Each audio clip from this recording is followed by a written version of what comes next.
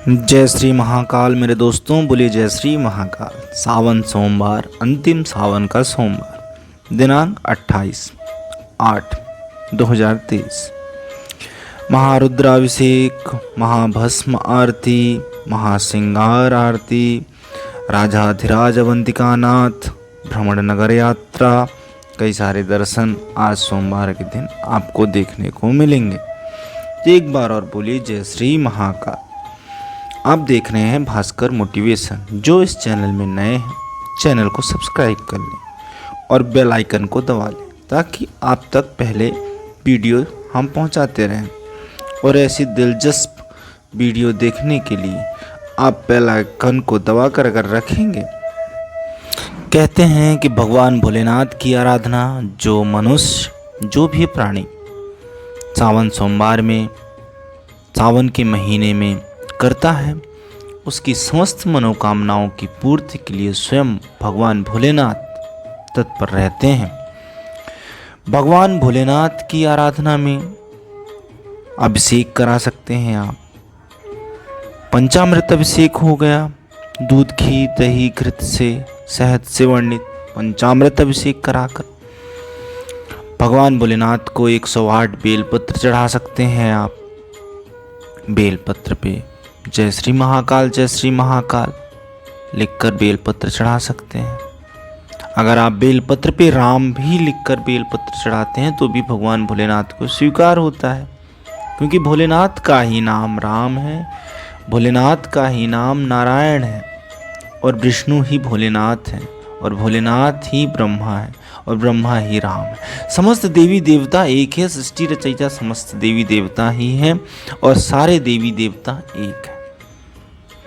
कहने के लिए हम अलग अलग नाम से जानते हैं सभी देवों को, किंतु ऐसा नहीं है दोस्तों। सृष्टि रची नारायण स्वामी श्री नारायण ने सृष्टि को रचा, लेकिन उसके बाद भी देवों के देव महादेव, कालों के काल महाकाल भगवान भोलेनाथ को ही कहा जाता है। अर्थात भगवानों के भी भगवान भोलेनाथ, राक्षसों के भी भगवान भोलेनाथ, पशुपतिनाथ भी रहा, भगवान भोलेनाथ को ही कहा जाता है। पशुपति अर्थात पशुओं के नाथ, जो जानवर हैं उनके भी भगवान भोलेनाथ। तो सभी के देवी देवताएं अलग अलग अपन मानते हैं, किंतु ऐसा होता नहीं है, भगवान भोलेनाथ ही हैं। तो दोस्तों, आपके समक्ष ही आप देख रहे हैं पंचामृत अभिषेक। इसके माध्यम से मैं आपको बताना चाहता हूँ उज्जैन का महाकालेश्वर मंदिर। महाकालेश्वर मंदिर भारत के 12 ज्योतिर्लिंगों में से एक है। यह मध्य प्रदेश राज्य के उज्जैन नगर में स्थित है। महाकालेश्वर भगवान का प्रमुख मंदिर है। पुराणों, महाभारत और कालिदास जैसे महाकवियों की रचनाओं में इस मंदिर का मनोहर वर्णन मिलता है। स्वयंभू, भव्य और दक्षिणमुखी होने के कारण इसकी एक खास बात है उज्जैन महाकाल मंदिर की दोस्तों, कि जो भगवान भोलेनाथ की शिवलिंग की प्रतिमा का द्वार है ना, वो दक्षिण की तरफ द्वार है। और दक्षिणमुखी महाकाल या दक्षिणमुखी हनुमान, दक्षिणमुखी देवी देवता बहुत कम देखे जाते हैं। दक्षिणमुखी होने के कारण महाकालेश्वर महादेव की अत्यंत पुण्यदायी महत्वता है। इसके दर्शन मात्र से ही मोक्ष की प्राप्ति हो जाती है, ऐसी मान्यता है।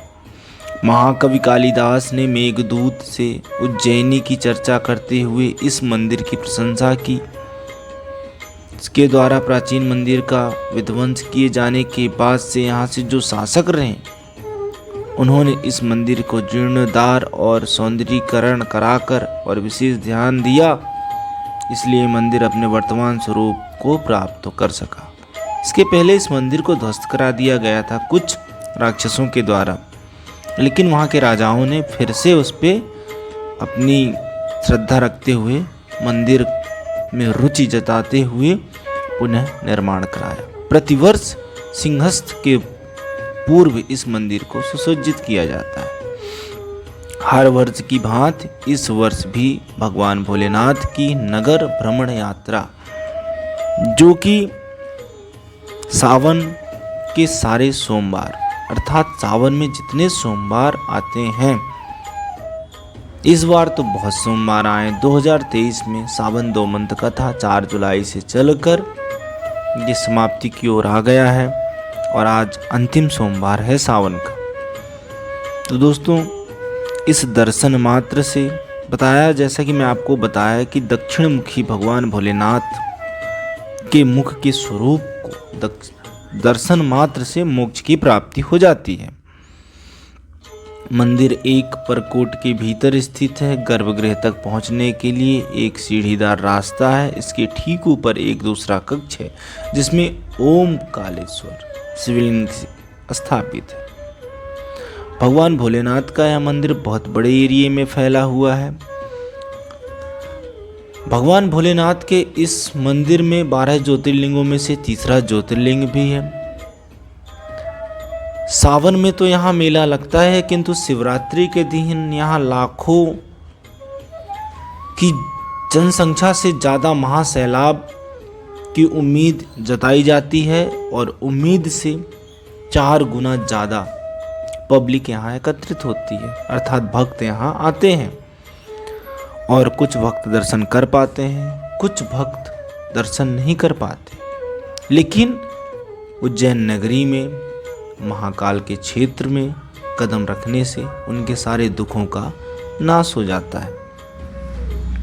भगवान भोलेनाथ कहते हैं कि जो भक्त मेरी आराधना करेगा, सच्चे मन से मेरी पूजा करेगा, उस भक्त की जिंदगी में होने वाली सारी समस्याओं का अंत मैं स्वयं करूंगा, क्योंकि वह भक्त मेरे स्वरूप को मानता है, मुझे मानता है, तो उसकी चिंता मेरी चिंता हो जाएगी, उसकी समस्या मेरी समस्या हो जाएगी। भगवान भोलेनाथ एक दिव्य रूप में, रौद्र रूप के रूप में उज्जैन के शिवलिंग में स्थापित हैं। यहाँ इस शिवलिंग की स्थापना राक्षसों के अंत के लिए हुई थी और भोलेनाथ जब यहाँ आए थे तो उनकी सेवा में सेवाकार और उनको किसी प्रकार की समस्या ना हो, इसके लिए यहाँ कई सारे भगवानों ने अपनी अपनी मंदिर की स्थापना करवाई, किसी राजा के माध्यम से, किसी के माध्यम से, सिर्फ भगवान भोलेनाथ के स्वागत के लिए। तो काल भैरव, महाकालेश्वर, महाकाल मंदिर से लगभग 40 किलोमीटर, उज्जैन में 40 किलोमीटर तक मंदिर ही मंदिर, मंदिर ही मंदिर, इतने मंदिर हैं और सब में कोई न कोई भगवान विराजमान है। हम भगवान का अस्तित्व कह सकते हैं। सिर्फ भगवान भोलेनाथ की समस्या उनको यहाँ किसी प्रकार की ना हो। जिस प्रकार कोई एसपी, डीएसपी, मुख्यमंत्री किसी स्थान पे जाता है तो उनको सुरक्षित रखने के लिए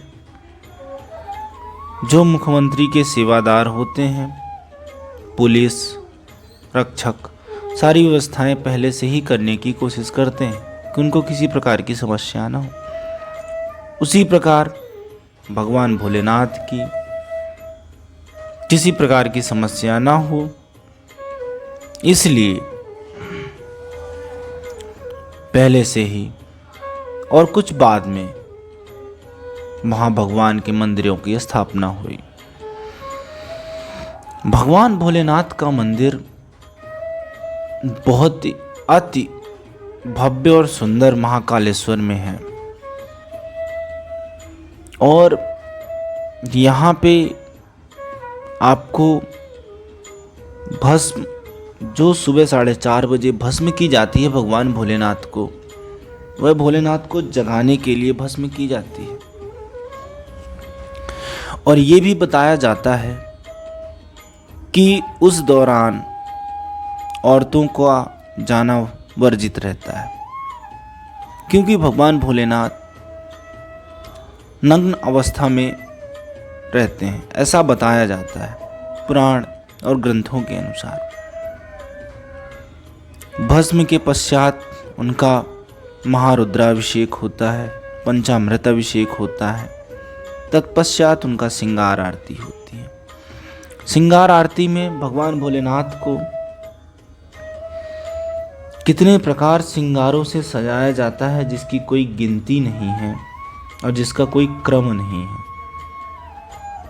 भगवान भोलेनाथ को सुंदर से सुंदर बनाने जाने की कोशिश की जाती है, जितना सुंदर भगवान भोलेनाथ को बनाया जा सके।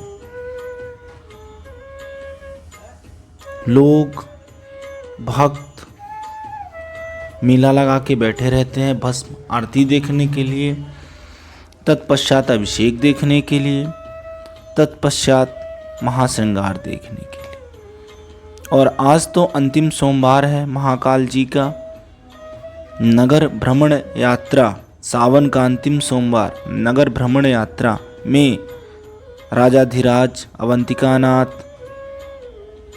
नगर भ्रमण में निकलेंगे।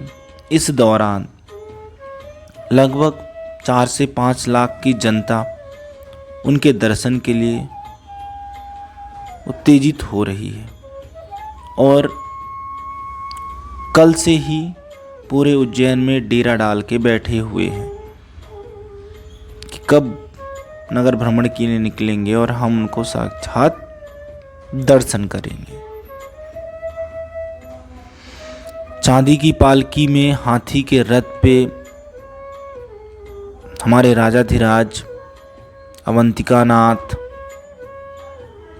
गरुण रथ में सारी देवी देवताएं अपनी प्रजा के साथ अपने नगर में भ्रमण के लिए, प्रजा का हाल जानने के लिए, प्रजा से मिलने के लिए निकलेंगे। तो जो व्यक्ति उज्जैन नहीं पहुंच पा रहे हैं, ये रुद्राभिषेक देखें। ये कोई मामूली अभिषेक नहीं है, यह त्रिकाल का अभिषेक है। इसको नज़रअंदाज करना तो अपनी अपनी बात है।